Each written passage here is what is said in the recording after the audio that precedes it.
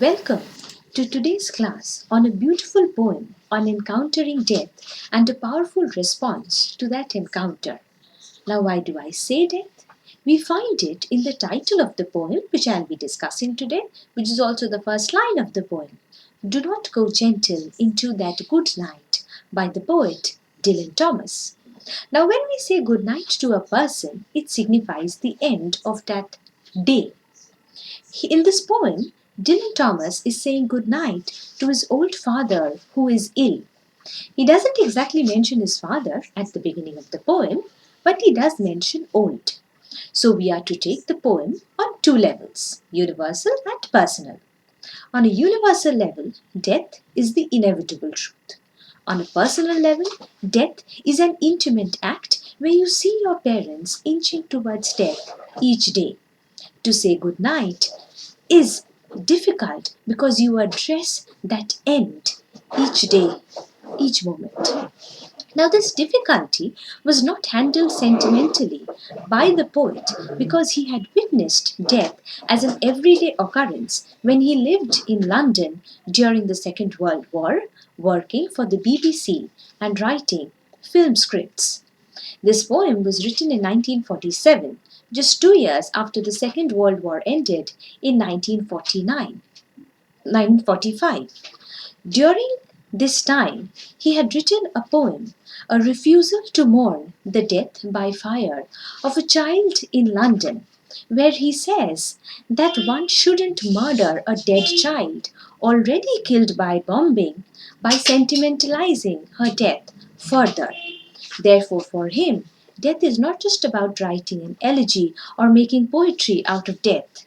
That would be blasphemy, like committing an act of offense against God. Now, if Dylan Thomas doesn't sentimentalize, are his poems devoid of emotions? Let's see. He was born in Wales, where he lived amidst a vast, pristine location. When we look at visuals of the writing shed of his house in Wales, we can all agree that it's a beautiful location, and here death would be a peaceful end of a long lived life, a grand end of a majestic existence. So we find both majesty and anti sentimentalism in his poem. In Do Not Go Gentle Into That Good Night, he writes about old age, where people should burn with a fierce spirit and rave. Now, if he had just used the word burn, it would be an egotistical poem, where the narrator does not recognize the realities of death. But he adds the word rave, which means both becoming delirious and with sickness and madness, and being too enthusiastic about something. This reference to becoming delirious with sickness was the real condition of Thomas's father, D.J. Thomas, who would read Shakespeare's poems to the young poet, and that made the poet for the future generations. To see such an eloquent man gradually lose his sight and senses is heart-wrenching. Thus the poet asks old men to be full of spirit and enthusiasm. This enthusiasm is not just about a mere curiosity about facts, but the creation of a legacy which the young want to hold on to. So old people should rage, should fight against the dying out of this power of enlightenment, this light which he refers to in the next stanza. The fight is therefore against death and intellectual darkness. This statement has made the poem into a protest text. The light becomes a beacon for a number of demands of the civil society against the powers and the darkness of tyranny. But the kind of protest that's advocated is not just a protest of words. The poem makes it clear in the second stanza that wise men know that dark is right and that death is the truth of existence, but to accept death in this manner is just mere knowledge or a statistical fact in a newspaper report or a philosophical end that one should calmly and heroically accept. In old age, with oncoming death, we should become more spirited, even if it is with all our weaknesses and pains. Few poets other than Dylan Thomas talk about the lust and the rage of old age, except, say, W.B. Yeats, who in a poem like The Spur says that lust and rage are not just characteristics of youth, but old age. So, when wise men understand that their intellectual words are enlightening and influential, but ultimately that their words have no result, they give up. And that's not the kind of rage that the poet prefers. Not going gently is not just blind anger and then calm acceptance. It's about an encounter realistically. Raging is for demand for rights each day.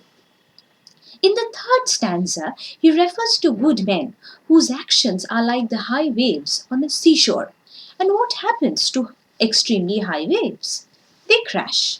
And after crashing, there can only remain the remembrance of actions which were bright at one point of time and had a dancing enigma. The word green refers to the season of greenery, the spring of life, like the phase of the young, yet refers to, in the poem which I just mentioned, the spur. But what Dylan Thomas says is that the green phase is just one of the phases of our existence, after which there is gradual decay and death. This is quite unconventional, and even unconventional poets like William Blake, in a poem like, say, The Echoing Green, makes a direct correspondence between youth and green and spring and the vibrancy of existence. So, if good men are not the perfect ones, then the wild ones are also less than perfect, even though they may have a fearsome spirit which embraces enlightenment with all its rigor. And Dylan Thomas does not talk about this embrace, this fascination with greatness as an abstract madness. It is as concrete as catching the sun, being lightened by it, but also maybe being burnt by it. And that is why one may be grieved. This caught the sun is that leap of faith, and too late they grieved is the reality check. When the wild men are dismissed, we would expect that an opposite group, like the grave men, would be glorified. By grave men, he refers to serious people, but also those who are nearing their graves, and he doesn't extol any group. Such men are gradually becoming blind, but even amidst their oncoming blindness, they expect their vision to be like a meteor which suddenly streaks across a dark night sky to end just as suddenly. So we should not become like the grave men, but rage against the dying of a meteoric light.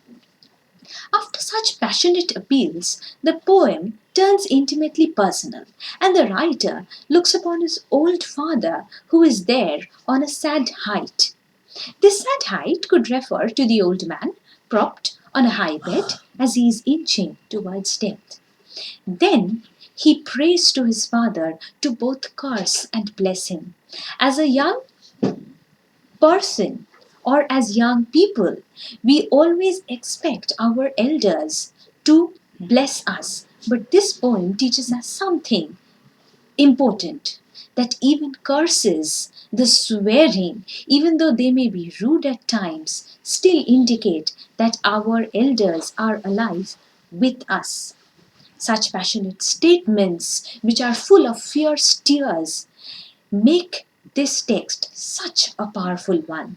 And thus, when the final lines are uttered, do not go gentle into that good night, rage, rage against the dying of the light, this text becomes a brilliant protest narrative. These lines have nurtured protest movements, even in India, like becoming the voices for victims of environmental disaster in Bhopal, in India, and these words become slogans for these people each day. But other than the words, there's the structure in which the words are placed, which makes it so evocative. Dylan Thomas uses a popular form in French poetry called the Villanelle, in which the first line of the first stanza, "Do not go gentle into that good night," is repeated as the last line of the second and the fourth stanza. And then the third line of the first stanza, "Rage, rage against the dying of the light," is repeated as the last line of the third and the fifth stanzas. So the repetition, the reiterations, the refrains create a continuous sloganeering impact. And finally, it is the tone of these words which make it so significant and so very powerful and impactful. In the first stanza, "Do not go gentle into that good night," is a plea. In the second and the fourth, this line becomes a statement. In the last stanza, it becomes an emotion. And it is this emotion and it is this structure which remains with us through our survival and our resistance. Finally, I leave you all with a brilliant evocative utterance of these words in a movie, Interstellar, which signifies that these words are also for our future discoveries. Thank you. Little older, a little wiser, but happy to see you. Do not go gentle into that good night. Old age should burn and rave at close of day. Rage, rage against the dying of the light.